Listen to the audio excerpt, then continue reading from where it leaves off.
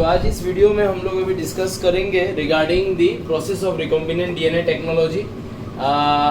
Modern industries में ये recombinant DNA technology क्यों किया जाता है, कैसे किया जाता है, ये आज हम लोग पढ़ेंगे।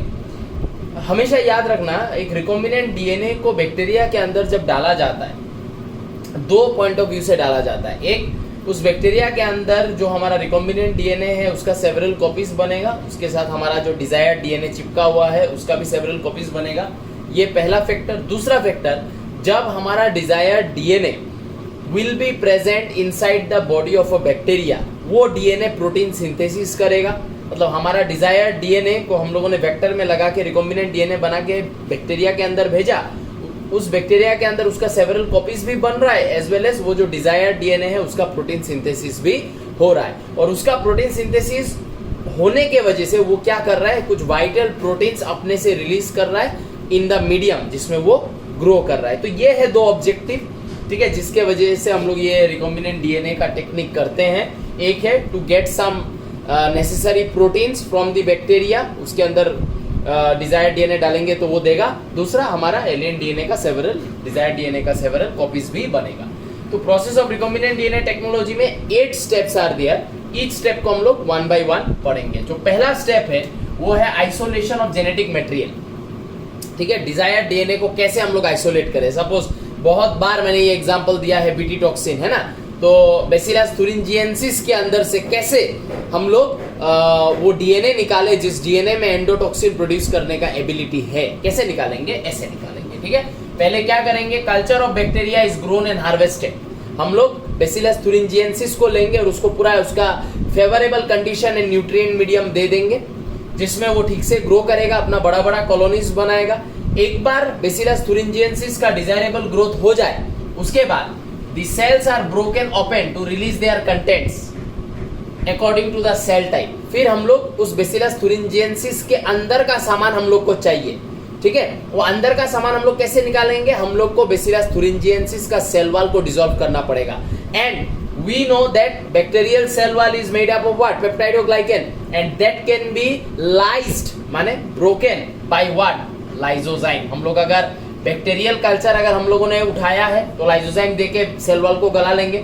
अगर हम लोगों ने फंगस को अगर हम लोगों ने ग्रो किया और फंगस के अंदर से हम लोग को कोई जीन चाहिए, सपोज एंटीबायोटिक प्रोड्यूसिंग जीन चाहिए, फंगस जो है वो बहुत सारा वाइटल एंटीबायोटिक प्रोड्यूस करता है, तो हम लोग को सपोज वो एंटीबायोटिक प्रोड्यूसिंग जीन चाहिए कोई फंजाई से, तो हम लोग क्या करेंगे, काइटिनेज एंजाइम दे देंगे। पहले फंगस को ग्रो करेंगे न्यूट्रिएंट मीडियम में, फिर काइटिनेज दे देंगे, फंजाई का सेल वॉल डिसॉल्व हो जाएगा, फिर उसके अंदर से हम लोग को डीएनए मिलेगा। प्लांट सेल, अगर कोई प्लांट से हम लोग को चाहिए तो सेलुलेज देंगे, लाइक दैट, है ना। तो जो भी हमारा डिजायर्ड डीएनए है, वो डिजायर्ड डीएनए को ऑब्टेन करने के लिए पहले पूरा डीएनए को तो ऑब्टेन करना पड़ेगा। उसके लिए हम लोग क्या करते हैं, पहले जो भी ऑर्गेनिज्म है उसको ग्रो करवाते हैं। यहाँ पे मैंने बैक्टीरिया को कंसीडर किया, ग्रो करवाएंगे। फिर जब सब्सटेंशियल ग्रोथ हो जाएगा, after that I need the DNA of this particular bacteria as a whole. What I will do, I will dissolve the cell wall of this bacteria and get the inner materials. Okay, whatever inner materials I will get after dissolving the cell wall, the cell extract, it will be called, cell के अंदर से निकाला है, cell extract is treated to remove all components except DNA। क्योंकि cell wall गलाने के बाद अंदर से बहुत सारा सेल ऑर्गेनेल्स निकला, अंदर से बहुत डीएनए के साथ आरएनए जुड़ा हुआ मिला, है ना, डीएनए के साथ प्रोटीन्स हम लोग को इंटरवाइंड या इंटरमिंगलिंग वे में हम लोग को मिला। अभी हम लोग को काम है सिर्फ डीएनए से, बाकी चीजों से काम नहीं है। तो बाकी चीजों को क्या करना पड़ेगा, दूर करना पड़ेगा डीएनए से, तभी हम लोग को प्योर डीएनए मिलेगा। कैसे दूर करेंगे, आरएनए चिपका हुआ है डीएनए के साथ, RNA is removed with ribonuclease. हम लोगों ने सेल एक्सट्रैक्ट में राइबोन्यूक्लियस डाल दिया, वो क्या करेगा, जितना भी सेल एक्सट्रैक्ट में आरएनए है सबको डाइजेस्ट कर लेगा।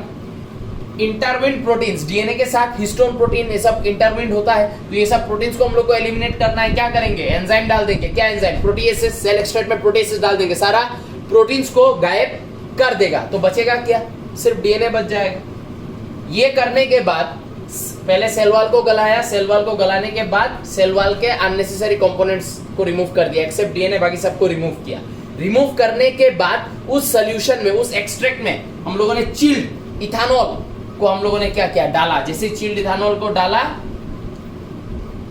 ठीक है, क्या हो गया, हमारा डीएनए प्रिसिपिटेट हो गया, हम लोग को हमारा जो डिजायरेबल डीएनए, ठीक है, चाहिए वो अभी तक हम लोग को नहीं मिला है, लेकिन जो कंप्लीट एक लीनियर डीएनए है इस बैक्टीरिया का, वो लीनियर डीएनए को हम लोगों ने ऑब्टेन कर लिया है। उसके ही किसी पॉइंट पे हमारा डिजायर डीएनए भी होगा, लेकिन पहले हम लोग को बैक्टीरिया के अंदर से या फंजाई के अंदर से या प्लांट सेल के अंदर से उसका होल डीएनए को एक्वायर करना पड़ेगा, निकालना पड़ेगा। कैसे निकालेंगे, कैसे एक्वायर करेंगे, ऐसे करेंगे। अब मूव कर रहे हैं स्टेप 2 के तरफ, ठीक है। So step number 2, fragmentation of DNA at specific location bye restriction enzyme. अब हम लोगों को प्योर डीएनए मिल गया है।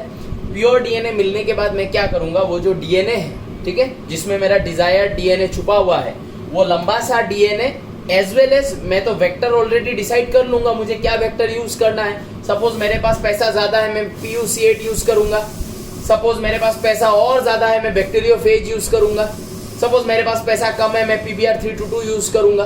रिसोर्सेस का अवेलेबिलिटी के ऊपर भी ये डिपेंड करता है। पैसा है बोले रिसोर्स नहीं है, PBr322 ही मिल रहा है मार्केट में, तो मैं PUC8 को कैसे, और मुझे एक्सपेरिमेंट आज ही करना है और आज मार्केट में PBr322 अवेलेबल है, तो ये रिसोर्सेस के ऊपर भी बात है और कॉस्टिंग के ऊपर भी बात है। जो भी हो, रिगार्डलेस ऑफ ऑल दिस, जो भी वेक्टर मैं यूज करने वाला हूं, I am sure that which vector I am going to use, I am sure about that. And also by doing the step 1, I got the whole DNA inside of which my desired DNA is there. So now what I will do, I will put many restriction enzymes separately to this DNA which I have isolated from the bacteria, as well as I will put several restriction enzyme to the vector circular DNA, the vector circular DNA, as we know that the same restriction enzyme must cut in both the molecules that we have already discussed. The sequence, the palindromic sequence of the vector and the palindromic sequence of the desired DNA has to match.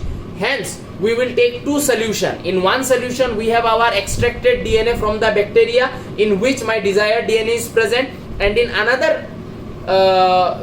solution, I have my vector in which, after isolating the desired DNA, I am going to ligate it. So I have two medium. In both the medium, I will put restriction enzyme and I will cut both the vector as well as the extracted DNA at several points. That is what it has been given over here. That restriction enzyme digestions are performed by incubating purified DNA molecules with the restriction enzyme. Purified DNA molecules which we obtain, both vector and insert should be digested with the same restriction enzyme, but in two different bowl, in two different you can say dishes, but both the vector as well as insert means the one which we obtain has to be digested or has to be given the same restriction enzyme. So we have two solution. At the end of step 2, we have two solution. In one solution we have vector which has been treated by many restriction enzyme, and in another solution we have that extracted DNA which is treated with many restriction enzyme, and it cleaved that extracted DNA into several pieces. Now the step 3. In step 3 we are going to do separation and isolation of DNA fragment. Two processes: separation, isolation. First step, separation by gel electrophoresis. Now what is gel electrophoresis? We take this kind of device. Listen to this explanation carefully because उसके बाद मैं notes दे दूंगा। तो इस तरीके का हम लोग एक डिवाइस लेंगे, and in this device, in one side we will have wells. This is the wells where we are going to pour those DNA solution. The two solution we have, we will pour it separately. But we have two solution and those solutions are put in these wells. We know that DNA is negatively charged molecule. DNA is a negatively charged molecule. That is what we know. We give agarose gel in this region and we fix an activated anode, that is a positive electrode, on the other end. Now the positive electrode is going to pull these negative molecules towards itself. So what we will see when we pour those DNA solution inside these wells, what will happen? This anode will pull the DNA molecules towards itself. So smaller is the molecule, farther close it will move to the anode, because smaller molecule will be easy to pull than a bigger molecule. The larger molecules, itna bhi large nahi, the larger molecules we will see is present like this, the larger ones. Okay, and एकदम जो पतला पतला smaller once, थीन है ना, ये सब molecules को हम लोग देखेंगे इधर। ऐसे. So smaller is the molecule, further it moves, something like that. Okay, smaller is the molecule, further it moves. Okay, so इस तरीके से क्या होगा, several fragments of DNA, क्योंकि हम लोगों ने बहुत सारा restriction enzyme डाला था, several fragments of DNA इस तरीके से separate हो जाएगा एक दूसरे से. वो वेक्टर का भी होगा और हमारा जो एक्सट्रैक्टेड डीएनए है उसका भी होगा. दोनों का इस तरीके से सेगमेंट सेपरेट हो जाएगा. ठीक है, अब सेगमेंट सेपरेट होने के बाद मुझे क्या करना पड़ेगा, I will have to stain. ठीक है, एक साथ ही मैं बोल रहा हूं, I will have to stain this medium with ethidium bromide and then I will have to scan with UV rays. ठीक है, इथिडियम ब्रोमाइड दूंगा तो सबका स्टेनिंग हो जाएगा डीएनए मॉलिक्यूल्स का. उसके बाद मैं इसमें छोड़ूंगा क्या, यूवी रेज से मैं इसको स्कैन करूंगा. जैसे स्कैन करूंगा मुझे हर एक पीस का जो सीक्वेंस है वो मुझे कंप्यूटर में मिल जाएगा. सपोज ये जो पीस है, इस पीस का सीक्वेंस क्या है कंप्यूटर में मिल जाएगा.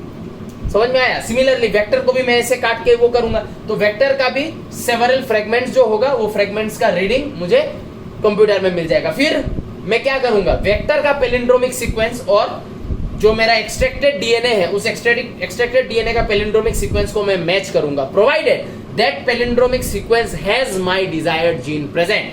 सपोज अभी जो ये वेल है, इस वेल में मैंने क्या किया, पहले वो सॉल्यूशन डाला जिसमें मेरा एक्सट्रैक्टेड डीएनए का सॉल्यूशन था. ठीक है, एक्सट्रैक्टेड डीएनए का सॉल्यूशन डालने की वजह से उस एक्सट्रैक्टेड डीएनए का सेवरल पीसेस ऐसे हो गया. अब मेरा डिजायर्ड पीस बोले ये है, मैंने इथिडियम ब्रोमाइड से स्टेन किया, यूवी रेज से स्कैन किया, कंप्यूटर में दिखाया मेरा डिजायर्ड जीन जो है वो ये है और इसका एक पर्टिकुलर सीक्वेंस है. ठीक है, ये खत्म हुआ. अब मैं क्या कर रहा हूं, वेक्टर में भी मैंने रेस्ट्रिक्शन एंजाइम दिया था उसको डाल रहा हूं. अब वेक्टर का भी इस तरीके से सेवरल क्या हो जाएगा, पोर्शंस ऐसे निकल जाएगा. अब वेक्टर में वो कौन सा जगह है जहां पे ये सीक्वेंस प्रेजेंट है, ठीक है ना, उस तरीके से मैं वो वेक्टर को उठाऊंगा जिसका सिर्फ, समझ में आया ना, वो पोर्शन पैलिंड्रोमिक सीक्वेंस इसके साथ मैच करता है. ठीक है, दोनों का स्टिकी एंड्स प्रेजेंट होगा, रेस्ट्रिक्शन एंजाइम स्टिकी एंड छोड़ता है. अब मुझे इसको यहां से निकालना है. मैं कैसे निकालूंगा इसको, यहां से केक का पीस जैसे काटते हैं वैसे काट के यहां से निकाल लेंगे. ठीक है, पहले अगारोस जेल को फ्रीज कर देंगे तो अगारोस जेल फ्रीज हो जाएगा. उसके बाद हमको पता है मुझे ये चाहिए और वेक्टर में भी मुझे पता होगा मुझे कौन सा पोर्शन ऑफ द वेक्टर को निकालना है. उस तरीके से फ्रीज करके फिर मैं केक के जैसा इस पोर्शन को काट के यहां से निकाल लूंगा. निकाल के मैं ये डीएनए को डीएनए लाइगेज के मदद से वेक्टर में फिट कर दूंगा. ठीक है, तो इस तरीके से हम लोग हमारा desired DNA as well as vector का वो पोर्शन, ठीक है, ये सब हम लोग डिसाइड करते हैं in this step, separation and isolation of DNA. तो सेपरेशन ऑफ डीएनए फ्रेगमेंट कैसे होता है, this technique is called as gel electrophoresis. ठीक है, तो अब इसका मैं तुम लोग को नोट दे रहा हूं, नोट में और क्लियर हो जाएगा. अभी इसका डायग्राम तुम लोग करके रखो. तो यहाँ पे हम लोग बात कर रहे हैं कि सेपरेशन कैसे किया. तो सेपरेशन ऐसे किया कि since DNA fragments are negatively charge molecules, they can be separated by forcing them to move towards the positive electrode anode, जो अभी डायग्राम किया, under an electric field through a medium और मैट्रिक्स. मीडियम या matrix हम लोग अगारोस jail लेते हैं. ठीक है, जो हम लोग, ये एक नेचुरल पॉलीमर है. Agarose gel is a natural polymer which is obtained from seaweed. Seaweed से हम लोग एक नेचुरल पॉलीमर एक्सट्रैक्ट करते हैं जो है अगारोस जेल, जिसको हम लोग जेल इलेक्ट्रोफोरेसिस में यूज करेंगे, सेपरेशन में यूज करेंगे. DNA fragment separate, resolve, separate या रिजॉल्व जो भी बोलो, according to their size. The smaller the fragment size the further it moves. ठीक है, ज्यादा अट्रैक्ट करेगा पॉजिटिव इलेक्ट्रोड, तो जितना छोटा फ्रेगमेंट होगा उतना ज्यादा पॉजिटिव इलेक्ट्रोड के पास चला जाएगा. The process is repeated with the vector DNA also. दोनों पे ही हम लोग सेम प्रोसेस करेंगे. ठीक है, the separated DNA fragments can be visualised. Naked eye से तुम विजुअलाइज नहीं कर सकते हो. डीएनए फ्रेगमेंट्स को विजुअलाइज करने के लिए ये टेक्निक अपनाना पड़ेगा ही पड़ेगा.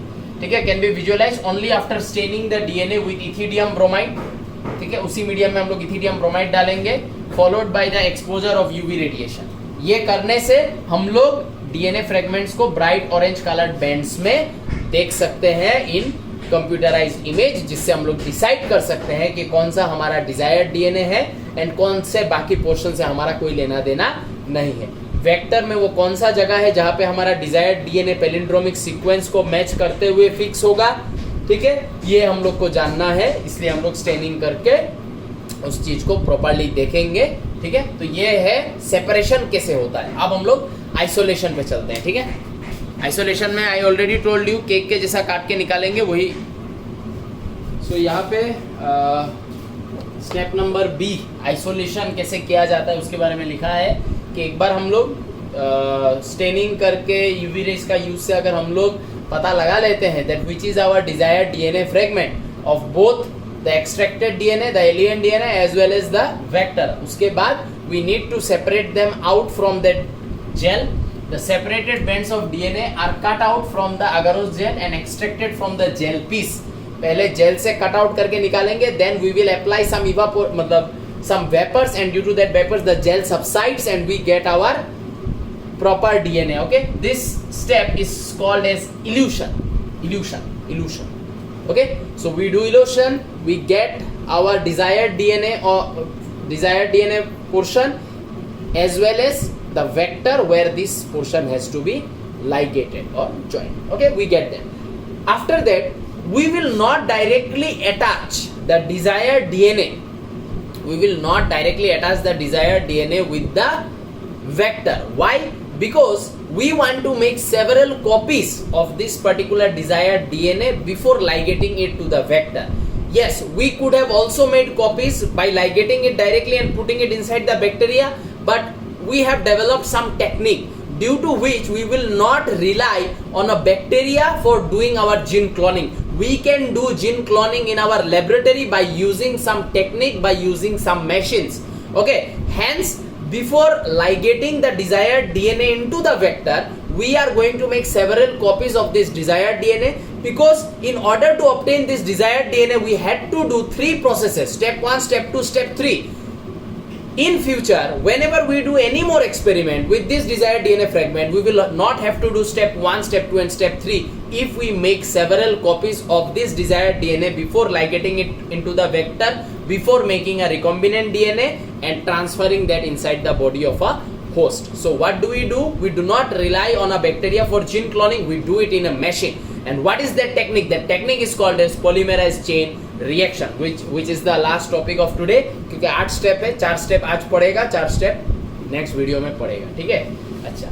Step number 4, amplification of gene of interest. अपना जीन ऑफ इंटरेस्ट क्या है? The desired DNA by using polymerase chain reaction. Amplification माने नंबर्स को एम्प्लीफाई करना पॉलीमरेज चेन रिएक्शन के थ्रू. पॉलीमरेज चेन रिएक्शन एक ऐसा पोर्शन इस चैप्टर का जिसमें बोर्ड में तो मतलब हमेशा क्वेश्चन काटता है पॉलीमरेज चेन रिएक्शन से. ठीक है, बोर्ड में लाइक सीबीएसई हो, सेबा हो, फर्क नहीं पड़ता है. बायोटेक्नोलॉजी माने पॉलीमरेज चेन रिएक्शन आएगा ही आएगा, तो अच्छे से इसको समझना है. पहले यहाँ पे थोड़ा इन्फॉर्मेशनल दे दिया है, फिर मैं स्टेप डिसाइड करूंगा, फिर नोट दूंगा. PCR enables the production amplification of billions of copies of an original piece of DNA within minutes or hours, not even a day. एक दिन भी नहीं चाहिए, कुछ मिनट्स या आवर्स में बिलियंस ऑफ कॉपीज बना देगा हमारा डिजायर्ड डीएनए का. सो दैट स्टेप 1 2 3 वापस ना करना पड़े. मैं क्या कर सकता हूँ, कोई और मेरा डिजायर्ड डीएनए से या ये डिजायर्ड डीएनए से, मेरा तो नहीं, ये डिजायर्ड डीएनए से अगर कोई और एक्सपेरिमेंट करना चाहता है, so he can buy from me. I have made several billions of copies. He will not have to do step 1 2 and 3. His cost will be save if he buys directly the desired DNA fragment from me. So that is a business. Okay. PCR was developed by Kary Mullis in 1985, for which he shared a Nobel Prize in 1993. Informational point you need to remember. Now I will discuss what is this reaction, what is done in this reaction. We will discuss it verbally and then I will give you the notes. Okay.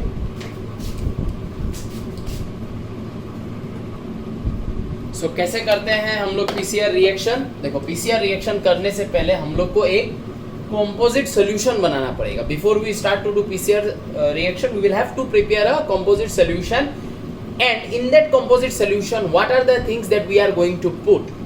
Remember them very nicely. We are going to use the original DNA fragment, that is the desired DNA fragment we will use, that is one constituent. Raw ingredients and nucleotides to serve as substrates for DNA polymerase. Remember what we discussed about DNA polymerase. DNA polymerase has the ability of adding nucleotides complementary to the single stranded sequence. If you have a single stranded sequence like this, if you have a single stranded sequence over like this, polymerase has the ability of making the complementary sequence above. If you have A, it has the ability of adding a nucleotide with T. If you have G, polymerase has the ability of adding a nucleotide with C. So ये जो ability है polymerase का, ये polymerase कैसे कर सकता है? जब तुम उसको raw material and nucleotide provide करोगे, वो तो एक एंजाइम है, वो भगवान तो नहीं है कि वो न्यूक्लियोटाइड कहीं और से लेके लाके इधर रख देगा, नहीं, तुमको ये एक एंजाइम है, enzymes are catalyst, they do just some kind of work, you will have to provide this enzyme with raw materials so that वो raw materials के यूज से ये polymerase ऊपर का strand complementary way में बना सके। तो raw materials and nucleotide देंगे जो ये enzyme complementary way में add कर सकता है। necessary ions and salts, ये सब करने के लिए magnesium ion ये सब का बहुत जरूरत पड़ता है, तो ये सब हम लोग देते हैं। a pair of primers exposed with 3OH group, ये हम लोगों ने polymerase में पढ़ा था, ठीक है ना। ये है 3 प्राइम टू 5 प्राइम, ये है कोडिंग स्ट्रैंड, इसका सॉरी ये है नॉन कोडिंग स्ट्रैंड है ना। इसका ऊपर का जो स्ट्रैंड है, तुम लोग का मोलिकुलर बेसिस नहीं हुआ ना, इसलिए थोड़ा ये सब समझने में प्रॉब्लम होगा। जो भी हो, ये जो सिंगल स्ट्रैंड है, इसके ऊपर एक स्ट्रैंड अगर बनाना है तो हम लोग को प्राइमर्स देना पड़ेगा जो ऐसे 5 प्राइम से लेके वो 3 प्राइम के तरफ रन करे। इसलिए देखो pair of primers with expose 3OH group, क्यों? क्योंकि जो पॉलीमरेज जो न्यूक्लियोटाइड को ऐड करेगा वो इस तरफ ऐड करेगा, 3OH इस तरफ ऐड करेगा, है ना। तो इसलिए हम लोगों ने 3 प्राइम, इसको 3 प्राइम बुलाते हैं, 5 प्राइम, 3 प्राइम के तरफ हम लोगों ने न्यूक्लियोटाइड एडिशन के लिए OH ग्रुप को खाली रखा है, सो दैट जब पॉलीमरेज यहाँ पे कॉम्प्लीमेंट्री स्ट्रैंड बनाएगा, ठीक है ना, तो पहले आके प्राइमर यहाँ जुड़ेगा, पहले आके प्राइमर जुड़ेगा जो इनिशियल टेम्पलेट का काम करेगा, ठीक है। प्राइमर यहाँ पे जुड़ने के बाद फिर पॉलीमरेज क्या करेगा, यहाँ पे जो रिमेनिंग न्यूक्लियोटाइड्स है वो रिमेनिंग न्यूक्लियोटाइड्स को ऐड करेगा। इसलिए हम लोगों ने 3 का OH ग्रुप को खाली रखा है, क्योंकि पॉलीमरेज हमेशा 3OH ग्रुप के तरफ से ही वो न्यूक्लियोटाइड्स का एडिशन स्टार्ट करता है, ठीक है। तो ये सब से हम लोगों ने पहले डीएनए सॉल्यूशन को बनाया।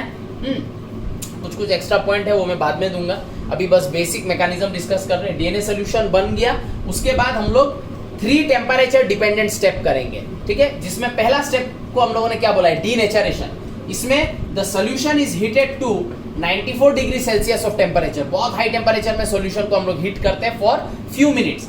ड्यूरिंग दिस हीटिंग क्या होगा, ये temperature will break the hydrogen bond, ठीक है। हम लोगों ने क्या लिया है, देखो ध्यान से इस चीज को समझो, हम लोगों ने लिया है ओरिजिनल डीएनए फ्रेगमेंट। सो ये मान लेते हैं हमारा ओरिजिनल डीएनए फ्रेगमेंट ऐसा है 5 प्राइम, ऐसा है हमारा ओरिजिनल डीएनए फ्रेगमेंट देखने में, ठीक है, पूरा कंप्लीट, ठीक है। यहाँ पे अगर मैं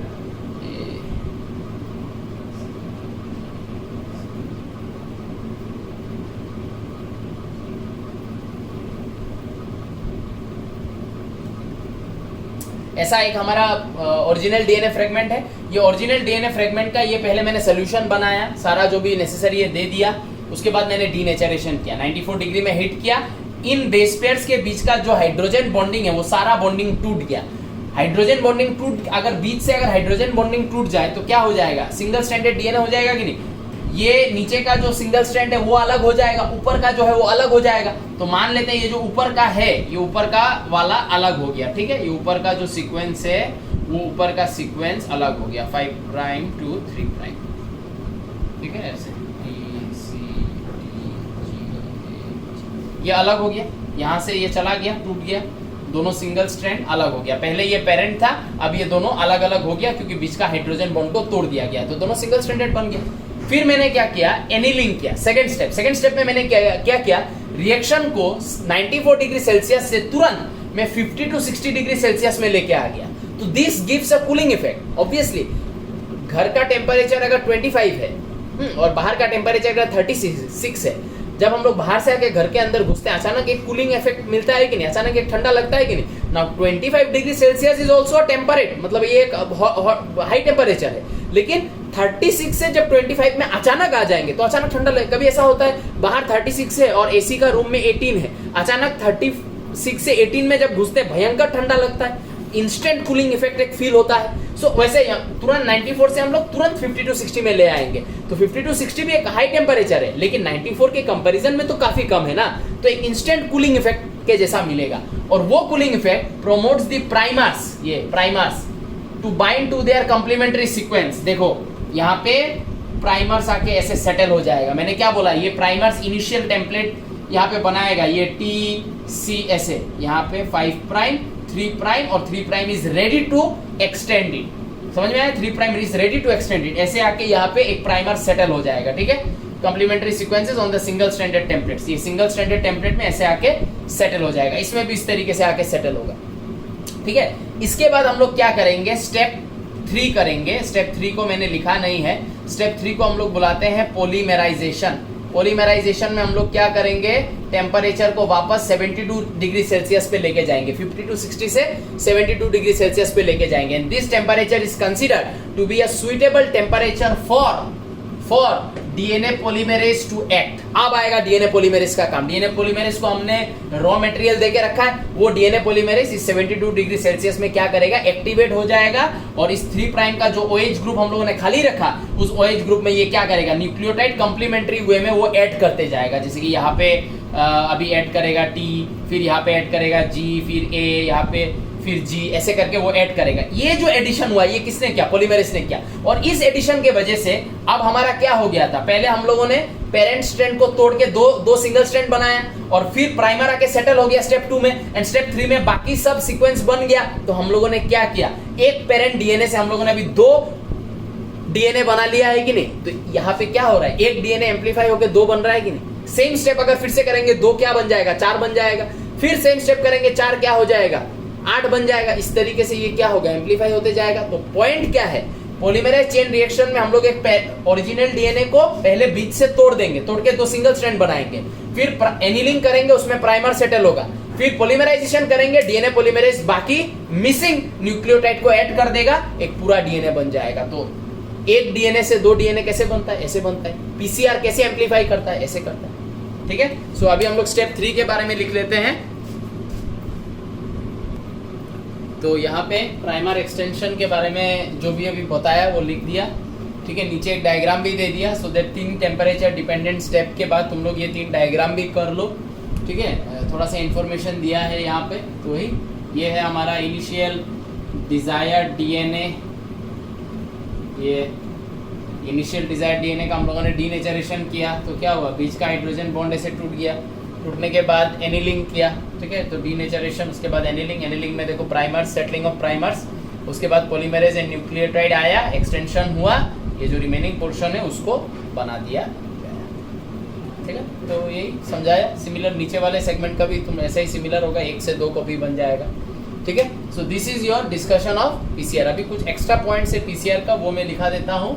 आई होप जो आइडिया है पीसीआर का वो समझ में आया है। And at the end of PCR we will get many copies of our desired DNA. उसके बाद हम लोग उसको वेक्टर में लगा देंगे, लगा के होस्ट के अंदर ट्रांसफर कर देंगे। तो ये सब स्टेप हम लोग नेक्स्ट वीडियो में डिस्कस करेंगे। अभी इसका नोट बना लो। सो ये आज का डिस्कशन का लास्ट 2 पॉइंट है। पहला पॉइंट में बोला जा रहा है कि जो पॉलीमरेज एंजाइम हम लोग पीसीआर करने के लिए यूज करेंगे वो जो तो पॉलीमरेज होने से नहीं होगा। It will have to be a polymerase enzyme which is thermostable, that means temperature tolerance is more. Okay, so we cannot use any polymerase enzyme acquired from any prokaryotic cell. We cannot do that. We will have to use a polymerase enzyme which can bear a temperature of 94 degrees Celsius, because in the first step denaturation we take up the temperature to 94 degrees Celsius. So that is the maximum temperature that we reach in this process. Hence there has to be a bacteria from which we will obtain a polymerase, and that bacteria must withstand or must reside in a place which is above 94 degrees Celsius. Means the bacteria's natural habitat will be a highly thermal places. Okay, so see, DNA polymerase used in PCR is not an ordinary one. It is called a stack polymerase. Question बहुत आता है इससे, ठीक है। It is a heat resistant enzyme isolated from the Thermus aquaticus. नहीं तो enzyme is basically protein. Protein कितना temperature तक withstand कर सकता है, 40 के बाद वो डीनेचरेशन होना उसका शुरू हो जाता है प्रोटीन्स का। तो we will have to have some special kind of protein, some special kind of bacteria, ठीक है, जो ज्यादा टेम्परेचर को withstand कर सकता है। अगर बैक्टीरिया 95 डिग्री सेल्सियस withstand कर सकता है तो उसके अंदर का जितना प्रोटीन है, जितना एंजाइम है, वो भी तो उतना withstand करेगा। आइसोलेटेड फ्रॉम बैक्टीरिया जिसका नाम है थर्मस एक्वाटिकस। थर्मस एक्वाटिकस जो बैक्टीरिया है ये थर्मोफिलिक बैक्टीरियम है that can survive temperatures up to 95 degree Celsius as its natural habitat is the hot spring ecosystem of Yellowstone National Park. ठीक है। तो हॉट स्प्रिंग्स तो पता है तुम लोगों को, ऋषिकेश में भी है हॉट स्प्रिंग, है ना, गर्म पानी निकलता है from with in the earth like that, this is hot spring. तो हॉट स्प्रिंग में ये बैक्टीरिया रहता है जिसका temperature 95 degree Celsius 100 degree Celsius इस रेंज में होता है। तो जो उस रेंज में रहता है तो उसके बॉडी के अंदर जो एंजाइम्स है वो भी तो उस रेंज का टेम्परेचर को टोलरेट कर रहा है, टॉलरेंस कैपेसिटी है। तो हम लोग टेक पॉलीमरेज का यूज करते हैं जो हम लोग एक ऐसा मतलब बैक्टीरिया से लेते हैं, ठीक है, इसलिए इसको टेक बोला गया, थर्मस एक्वाटिकस TACAQ ऐसे टेक, ठीक है ना। तो ये याद रखना। और दूसरा तो ये समझ में आया है, ये हम लोगों ने प्रोसेस में ही डिस्कस किया है कि डीएनए पॉलीमरेज डायरेक्टली न्यूक्लियोटाइड का एडिशन स्टार्ट नहीं कर सकता है। That is why annealing step was important, because annealing में प्राइमर आके लग जाता है। प्राइमर लगने के बाद वो प्राइमर्स ऐसा होता है जो थोड़ा सा बिगर न्यूक्लियोटाइड्स होता है, जिसमें पकड़ लो 2 या 3 न्यूक्लियोटाइड है और जिसका एंड में 3OH ग्रुप खाली है, इट इज रेडी कि वो और न्यूक्लियोटाइड्स ऐड कर सके। तो प्राइमर्स का लगना इज इंपॉर्टेंट, वही लिखा है DNA polymerase can add nucleotide to the 3OH end of a growing strand. तो वो 3OH एंड वो कौन देगा? वो प्राइमर देगा। हम लोगों ने देखा polymerase requires the presence of primers to get started. बिना प्राइमर का वो 3OH एंड उसको नहीं मिलेगा, और वो नहीं मिलने से पॉलीमरेज एक्सटेंशन करना शुरू नहीं कर सकता है। Hence primers act as an initiator in the process of extension. Primers आके एनीलिंग स्टेप में सेटल होगा, 3OH ग्रुप को नेकेट छोड़ेगा, पॉलीमरेज आके 3OH ग्रुप में न्यूक्लियोटाइड का बाइंडिंग को शुरू कर देगा कंप्लीमेंट्री वे में, जिसके वजह से एक कंप्लीट स्ट्रैंड बन जाएगा, ठीक है। तो आज हम लोगों ने स्टेप 1 2 3 4 डिस्कस कर लिया है। At the end of step 4 we know that we have made several copies of our desired DNA molecule. Now how this desired DNA molecule will be added to a vector, how that vector will be transferred to a bacteria, and what that bacteria will do inside its body, that we will study in the next video, the remaining 4 steps. Okay, today I am finishing it up over here. Thank you everyone.